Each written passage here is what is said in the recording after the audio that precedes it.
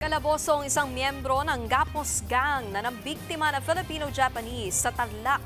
Ang kanilang modus, persahang papasukin ang isang bahay, igagapos ang biktima, saka nanakawan. Narito ang exclusive Express Report. Baba! Hindi na nakapalag ang lalaking ito ng palibutan ng mga autoridad sa North Luzon Expressway, Pulilan Exit, alas 3 kahapon. Ang lalaking yan, miyembro ng Gapos Gang. Bago yan, nakipaghabulan pa ang suspect sa mga pulis sa kahabaan ng NLEX.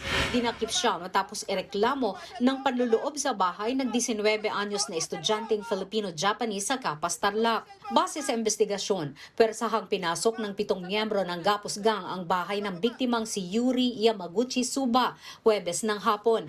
Iginapos daw ng mga suspect ang biktima sa kaisa-isang pinangay ang mga gamit nito. Sapul din sa CCTV ang magkakasunod na paglabas ng mga suspect, bit-bit ang laptop, cellphone, relo, mamahaling bags at mga pabango ng biktima.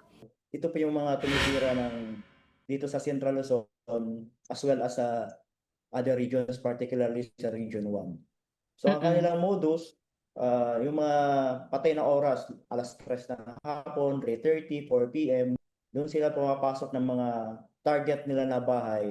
Ayon sa pulisya, natunton ang sasakyan ng grupo nang maplakahan ito sa CCTV. Dito na itinimbre ng mga pulis sa iba pang karatig probinsya ang naturang sasakyan. We lock all exits. Hindi naman lock, binabantayan po natin ang mga checkpoints. Doon po sila nag-exit sa Pulilan exit, sa NLEX po. So doon na po natin sila naharang. Isa lang sa 7 miyembro ng grupo ang nahuli. Na-recover ng mga pulis ang mga ninakaw na gamit. Nahulihan din nila ang suspect ng 3 baril, granada, illegal na droga at iba pang gamit. Mahaharap siya sa patong-patong na reklamo, kabilang ang robbery at paglabag sa Comprehensive Dangerous Drugs Act. Patuloy na tinutugis ang mga kasabwat niya. Nagbabalita mula sa Frontline, Margie Bentulan, News 5. Mga kapatid, Nikki de Guzman po. Para sa pasada ng mga rumaratsyadang balita, mag-follow at mag-subscribe na sa social media pages ng News 5.